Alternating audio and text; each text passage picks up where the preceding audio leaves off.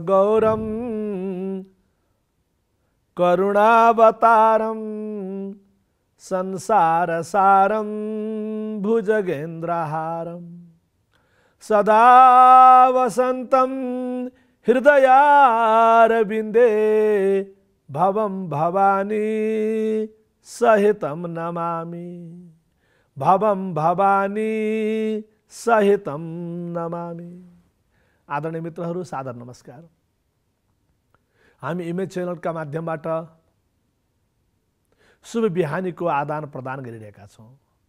शुभ बिहानीमा शुभ सङ्कल्पको, शुभ भावको, शुभ विचारको हामी आदान प्रदान गरिरहेका छौँ। जीवन शुभ छ यदि सङ्कल्प शुभ छ भने, जीवन शुभ छ यदि व्यवहार शुभ छ भने, जीवन शुभ छ यदि तपाईको विचार शुभ छ भने। त आउँ यो विचारलाई, व्यवहारलाई, सङ्कल्पलाई कसरी शुभ बनाउन सकिन्छ, किनकि समाजमा त शुभ पनि छ अशुभ पनि छ। समाजमा त राम्रा कुरा पनि छन्, नराम्रा कुरा पनि छन्। टेलिभिजन खोल्नुस्, पत्रिका पल्टाउनुस्, मोबाइल खोल्नुस्, राम्रा कुरा पनि छन् त्यहाँ, नराम्रा कुरा पनि छन् त्यहाँ। अब तपाईले राम्रोलाई, शुभलाई, सकारात्मकलाई, दैवी सम्पदालाई, डिभिनिटीलाई, पोजिटिभिटीलाई तपाईले कसरी एडप्ट गर्ने, त्यसलाई तपाईले कसरी कल्टिभेट गर्ने, त्यसलाई तपाईले कसरी जागृत गर्ने, सिर्जित गर्ने, सिंचित गर्ने, अभिरक्षित गर्ने, यस क्रममा हामी अहिले सहज जीवन सूत्रका माध्यमबाट केही चिन्तन गरिरहेका छौँ। र आजको हाम्रो सहज जीवन सूत्र छ, शिक्षाले अन्न र आनन्द दुवै प्रदान गरोस्। शिक्षाले अन्न र आनन्द, कस्तो राम्रो कुरा मित्रहरू। तपाईँ शिक्षित बन्नुभयो, आफूलाई पाल्न सक्नुहुन्न। तपाईँ शिक्षित बन्नुभयो, आफ्ना छोराछोरी पाल्न सक्नुहुन्न। आमा बुवाको आशा, इच्छा, आकांक्षा पूरा गर्न सक्नुहुन्न। उहाँहरूको आवश्यकता पूर्ति गर्न सक्नुहुन्न। तपाईँ शिक्षित बन्नुभयो, गाउँटोलको भलाइका लागि अलिकति 2 रुपियाँ खर्च गर्न सक्नुहुन्न। आफ्ना इष्टमित्र बन्धु बान्धव अप्ठ्यारामा छन्, तिनका लागि 2 रुपियाँ खर्च गर्न सक्नुहुन्न। चेलीबेटी आयो, माघे सङ्क्रान्ति आयो, जनै पूर्णिमा आयो, भान्जा भान्जी छन्, इष्टमित्र छन्, बन्धु बान्धव छन्, तिनलाई यसो 2 रुपियाँ दक्षिणा दिन सक्नुहुन्न। उनको भलाइका लागि 2 रुपियाँ खर्च गर्न सक्नुहुन्न भने तपाईँ शिक्षित भएको पनि के फाइदा। त्यही भएर शिक्षाले अन्न त दिनै पर्छ है। प्रयास गर्नुहोस्, तपाईको शिक्षाले तपाईलाई अन्न दियोस्। तपाईको शिक्षाले तपाईलाई अन्न दियोस्, तपाईका लागि, तपाईको परिवारका लागि र तपाईको परिवारसँग निकट रूपमा जोडिएका तपाईको परिवारजनका लागि, यानी कि इष्टमित्र बन्धु बान्धवका लागि। आफूलाई सीमित नगर्नुहोस्। यो सानो परिवार, सुखी परिवार भन्ने 4 जना मात्र डेरामा लुकेर बसेर खाने, सानो परिवार, सुखी परिवार भन्ने 4 जना मात्र काठमाडौँमा लुकेर बसेर खाने, अनि घर बनाउने, घरको बाहिर पिक्चर टाँस्ने, कुकुरदेखि होसियार, गाउँबाट पहाडबाट आमा आयो, बुवा आयो भने ठाउँ छैन, कहिले भान्जा भान्जी आयो भने ठाउँ छैन, कहिले गाउँबाट पहाडबाटको दुखी गरिब आयो भने ठाउँ छैन, कहिले इष्टमित्र आयो भने ठाउँ छैन। त्यस्तो पाप नगर्नुहोस्। त मित्रहरू, शिक्षाले तपाईलाई अन्न दिनै पर्छ, यानी कि तपाईको भौतिक आवश्यकताको परिपूर्ति गर्नै पर्छ। शिक्षाले तपाईलाई अन्न दिनुपर्छ, यानी कि तपाईको शारीरिक आवश्यकताको परिपूर्ति हुनुपर्छ। Physical needs should be fulfilled. शिक्षाले अन्न दियोस्। तर मित्रहरू, त्यतिले त पुगेन नि, त्यतिले त पुगेन नि। अन्न चाहियो, त्योभन्दा ठुलो कुरा त आनन्द चाहियो। अन्न त पशुले पनि पाएको छ नि, अन्न त पशुले पनि पाएको छ नि। उसले पनि आफ्नो बस्ने घर पाएकै छ, कतै दुलो पाएको होला, कतै खोर पाएको होला, कतै ओढार पाएको होला, कतै गुड पाएको होला। अन्न त चराचुरुङ्गीले पनि गरेकै छ नि। देख्नु भएको छैन त्यो चोरोले लामो गुड बनाउँछ नि, तिनका ल्याउँछ। कति राम्रो गुड बनाउँछ, लामो गुड। मैले नाम भुले, क्षमा गर्नुलाई। अहिले कसरी बनायो होला बिचराले त्यो गुड, कहाँबाट तिनका तिनका ल्याएर त्यो गुण कसरी बनायो होला? रुखको त्यो टुप्पामा त्यो रुखको त्यो माथि हाँगाको बिचमा कसरी त्यसले ब्यालेन्स गर्यो होला, कसरी त्यसले त्यो संयोजन गर्यो होला, कसरी त्यसले आफ्नो त्यो टेक्नोलोजी लगायो होला। Just imagine. फेरि त्यो चराले त्यो आफ्नो त्यो चोचमा कति धेरै ल्याएको होला, कल्पना गर्नुहोस् त। एउटा ल्यायो होला, दुईटा ल्यायो होला, तीनटा ल्यायो होला, तत्पश्चात पनि त्यसले कति राम्रो गुण बनाउँछ। त मित्रहरू, अन्न त चराचुरुङ्गी पशु पक्षी सबले पाएका छन्, शरीरधारी सबले पाएका छन्, पाउनुपर्छ है।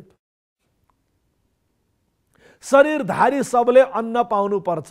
शरीरधारी सबले आफ्नो भौतिक आवश्यकताको परिपूर्ति गर्नुपर्छ। शरीरधारी सबले आफ्नो शारीरिक आवश्यकताको परिपूर्ति गर्नुपर्छ। तर मित्रहरू, शिक्षाले अन्न र आनन्द दुवै दिने हो। पशुलाई अन्न भए पुग्छ,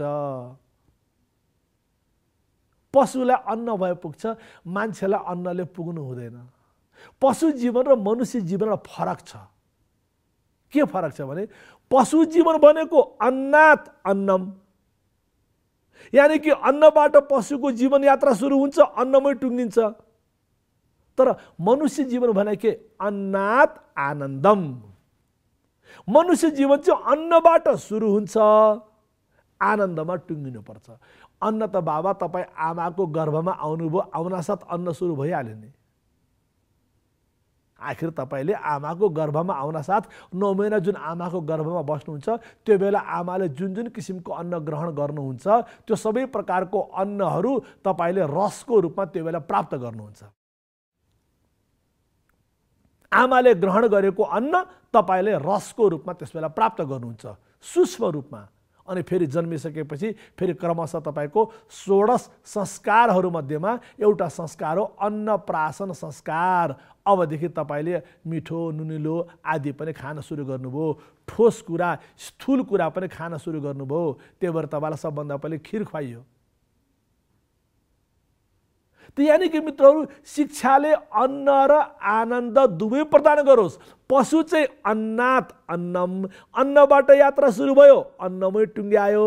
तर मान्छेले अन्नबाट यात्रा सुरु गरेर अन्नमा टुङ्ग्याउनु अपराध हो, पाप हो, अधर्म हो, अनैतिकता हो। यो जीवनको पलायन हो, आफूमाथि आफै गरिएको अपराध हो। हामी त अन्नमय कोषबाट माथि जाउँ, प्राणमय कोष, त्योभन्दा माथि जाउँ मनोमय कोष, त्योभन्दा माथि जाउँ विज्ञानमय कोष, त्योभन्दा माथि जाउँ आनन्दमय कोष। स्टेप बाई स्टेप, सनै कन्था सनै पन्था, सनै पर्वत लङ्घनम, सनै पर्वत लङ्घनम, चरैवेति चरैवेति चरणवै मधुबिन्दते। हिँड्दै जानुहोस्। यानी कि अन्नमय कोषबाट अहिले माथि उठ्नुहोस् है। अब प्राणमय कोष, त्योभन्दा माथि उठ्नुहोस् है मनोमय कोष, त्योभन्दा माथि उठ्नुहोस् है विज्ञानमय कोष, त्योभन्दा माथि उठ्नुहोस् है आनन्दमय कोष। शिक्षाले अन्न र आनन्द दुवै प्रदान गरोस्। दुर्भाग्य, आज शिक्षा पाएका मान्छेले अन्न त पाए, धेरैले आनन्द पाउन सकेनन्। क्षमा गर्नु होला, यति मात्र होइन।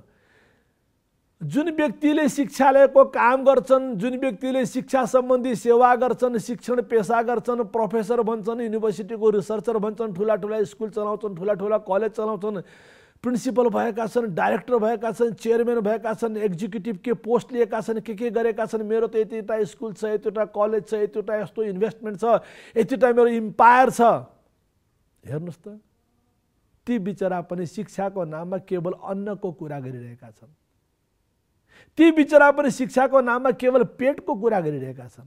ठुला ठुला स्कुल चलाउने, ठुला ठुला कलेज र युनिभर्सिटी चलाउने मान्छेहरू पनि शिक्षा शब्दलाई आज मात्र अन्नसँग, शिक्षा शब्दलाई आज मात्र व्यापारसँग, आज मात्र शरीरसँग, आज मात्र भौतिक आवश्यकतासँग, आज मात्र शारीरिक आवश्यकतासँग, तुच्छ वस्तुसँग जोडेर हेरिरहेका छन्।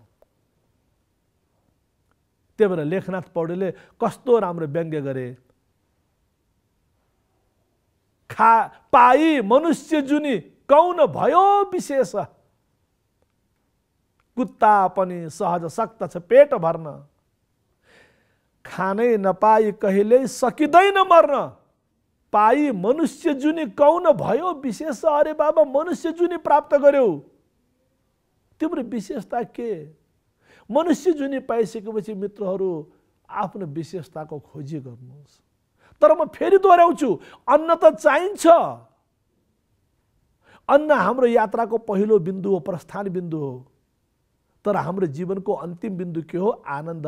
त्यही भएर त हाम्रो शास्त्रले कति राम्रो व्याख्या गरे, धर्म, अर्थ, काम, मोक्ष।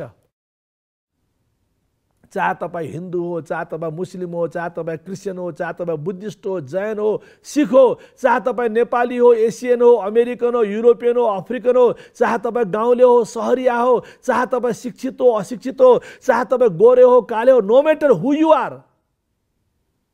हेर्नुहोस्, घुमी फिरी हरेक मान्छेलाई चाहिने जम्मा चारवटा कुरा के? धर्म, अर्थ, काम, मोक्ष। यही धर्म, अर्थ, काम, मोक्षलाई फेरि तपाईँले रिप्याकेजिङ गर्दा के भन्न सक्नुहुन्छ? अन्न र आनन्द। अन्न र आनन्द। यो अर्थ र काम जुन भनियो, यो अर्थ र काम जुन भनियो, यो भनेको अन्न हो। यो धर्म र मोक्ष जुन भनियो, यो भनेको आनन्द हो। यो अर्थ र काम हो। धर्म, अर्थ, काम, मोक्ष। यी मध्ये अर्थ र काम जुन हो, यो भनेको अन्न हो। यो जुन हो नि, यो भनेको आनन्द हो। तपाईँ आमाको गर्भमा हुनुहुन्थ्यो नि, त्यो बेला पनि तपाईँ आनन्द अवस्थामा हुनुहुन्थ्यो। आमाको गर्भमा आएको बेलामा तपाईँ ध्यान अवस्थामा हुनुहुन्थ्यो। आमाको गर्भमा आएको बेलामा तपाईँ सहजावस्थामा हुनुहुन्थ्यो, तपाईँ समाधि अवस्थामा हुनुहुन्थ्यो, यानि कि तपाईँ आनन्द अवस्थामा हुनुहुन्थ्यो। नाउ द पोइन्ट इज, तपाईँले यहाँ पनि तपाईँको आनन्द थियो भने यहाँ पनि त आनन्द हुनु पर्यो। जीवनको सुरुवातमा पनि तपाईँको आनन्द थियो, जीवनको समापन पनि त आनन्द हुनु पर्यो। त्यही भएर त ज्ञान मर्दछ हाँसेर, रोई विज्ञान मर्दछ भनेको त्यही त हो। जीवनको सुरुवातमा पनि धर्म होस् र जीवनको अन्त्यमा मोक्ष होस्। जीवनको सुरुवात धर्मबाट, नैतिकताबाट, आचरणबाट, सात्विक सकारात्मक चिन्तनबाट र जीवनको समापन मोक्षबाट। कुनै प्रकारको वासना छैन, कुनै प्रकारको बन्धन छैन, कुनै प्रकारको अज्ञान छैन, कुनै प्रकारको क्लेश छैन। यानी कि तपाईँ यहाँ पनि आनन्दमा हुनुहुन्छ, तपाईँ यहाँ पनि आनन्दमा हुनुहुन्छ, गर्भावस्थामा पनि तपाईँ आनन्दमा हुनुहुन्छ, मृत्युको अवस्थामा पनि तपाईँ आनन्द अवस्थामा हुनुहुन्छ। कतै कुनै पीडा छैन। मानव तपाईँ अनन्तको यात्रामा जानुभएको छ, मानव तपाईँको भिसा लाग्यो, अब तपाईँ अमेरिका जाँदै हुनुहुन्छ भनेको जस्तै। मानव अनुकूलता पर्यो, अब तपाईँ कुनै विशाल तीर्थाटनमा जाँदै हुनुहुन्छ, तीर्थयात्रामा जाँदै हुनुहुन्छ भनेको जस्तै। त मित्रहरू, शिक्षाले अन्न र आनन्द दुवै प्रदान गरोस्। र याद राख्नु होला, अन्त्यमा शिक्षाले तपाईँलाई आनन्द प्रदान गरेन भने तपाईँले खाएको अन्नले तपाईँलाई पोल्छ। तपाईँलाई त पोल्यो, क्षमा गर्नुहोला, तपाईँलाई त पोल्यो, तपाईँले खाएको अन्नले तपाईँलाई मात्र न तपाईँको परिवारलाई पनि पोल्छ। यो अन्न पचाउन गाह्रो हुन्छ साथीहरू, यो अन्न पचाउन गाह्रो हुन्छ। त्यही भएर अन्न कमाउने नाममा पाप गर्ने, अन्न कमाउने नाममा छल कपट गर्ने, अन्न कमाउने नाममा म त एकदमै स्मार्ट छु, आई नो एभ्रिथिङ, फुर्ती फार्ती गर्ने काम नगर्नु होला है। अन्नबाट आनन्दको यात्रा निरन्तर रहोस्, यही नै निवेदन। ओम शान्ति शान्ति शान्ति।